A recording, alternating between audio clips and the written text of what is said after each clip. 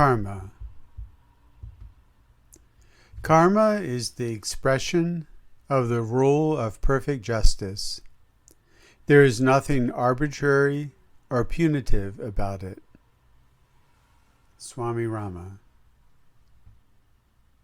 The actions, words, and thoughts that one has had in the past affects this present moment. The actions, words, and thoughts we are now having affects the future. From the perspective of modern Western psychology, there is a lot of insight one can gain about ourself by examining our childhood experiences and conditioning. With this knowledge, we can understand and perhaps change our automatic reactions. Through understanding karma, the perspective widens. Through meditation and dreams, we can come to know our past lives, those shrouded experiences which shape and condition us now. In yoga, the most important question is, who am I? The major focus of my yoga practice has been on cleansing myself of past conditioning. I did this through self-discipline and by being ever mindful of my actions, speech, and thoughts. One of the gifts I've received from decades of daily meditation is a clear remembrance of past lives. This came to me unbidden. As a result of this remembrance, I am slightly less identified with the details and drama of this current life. I have also become aware of the larger themes running through my many lives. The two most important being the role of a soldier and the role of a meditator. Through my practice, experience, and understanding, I have also come to be aware of my childhood conditioning from this life. As a result, I have also learned to be more aware of how this conditioning has shaped my past choices and have learned how to stop acting out of blind unconsciousness. Through the practice of meditation, I have learned to hear my interior self-dialogue and have noticed how my past conditioning continues to reinforce the same repetitive unconscious choices. From a yoga perspective, the ultimate goal of life is to grow, heal, and recover from our past conditioning. To further this unconscious goal, we unconsciously choose a partner. On the surface, my own personal choice of a mate seems totally illogical.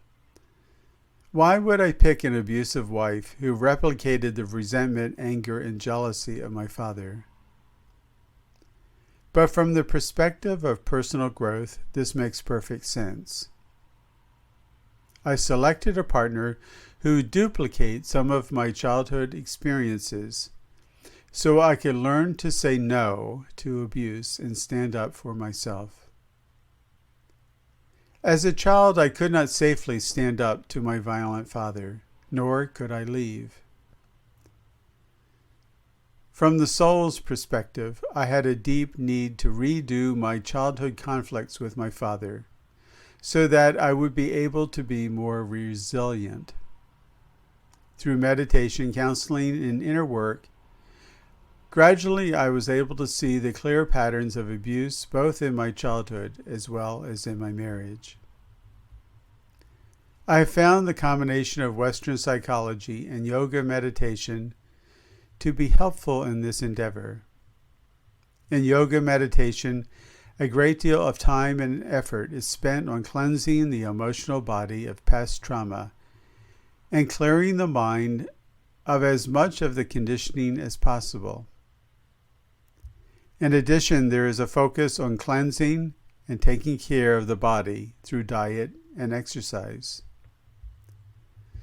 Through yoga meditation, I have learned to create a positive karma for the future by regulating my actions, speech, and thought. The classical approach of yoga actually begins with an adjustment of attitudes in two arenas of life. First, in our attitudes towards others, and second, revising our inner attitude towards life. In yoga, there are 5 attitude adjustments towards others: nonviolence, honesty, refraining from stealing, appropriate regulation of sexual impulses, and refraining from greed. The 5 adjustments for a healthy lifestyle in yoga are cleanliness, contentment, self-discipline, the study of the self in sacred text, and surrender. In the lineage I was trained in, a great deal of time and effort was spent on selfless service, giving my time to help others. In my tradition, the giving of oneself is a key component of one's spiritual practice. A yoga practice without selfless service becomes an obsession with one's appearance, grooming, self-growth, self-improvement, etc., with no regard to anyone else. A yoga practice without selfless service becomes self-indulgent and self-centered. My primary teacher, Swami Rama, had 100,000 personal students that he guided and counseled. My meditation teacher, Swami Veda, retired and left his comfortable tenured professorship at the University of Minnesota and went to India to run a leper colony. In the tradition I was trained in, this giving of oneself is a critical part of my practice. By leading a life of service with compassion and kindness to others is a way to cleanse one's heart and mind and cleanse my karma as well. Just as bad deeds create bad karma, so good deeds create good karma. But in the yoga tradition, good deeds are not done for the sake of money, fame, or wealth, but are approached with purity of intention, acts with no ulterior motive. This giving of oneself with no ulterior motive is called karma yoga, and is a path of spirituality that can be practiced by anyone. In my life, I have done many things, both in this present life as well as in many past lives, that I am ashamed of and regret. As a soldier for many lifetimes, I intentionally killed many men, both in the American Civil War and in World War II. I had sexual relations with a number of women. I hurt people I loved. I paid a high price for my hurtful actions. While I cannot change my past, I can change my present, and as a result, I can change my future by being more mindful of my actions, speech, and thoughts.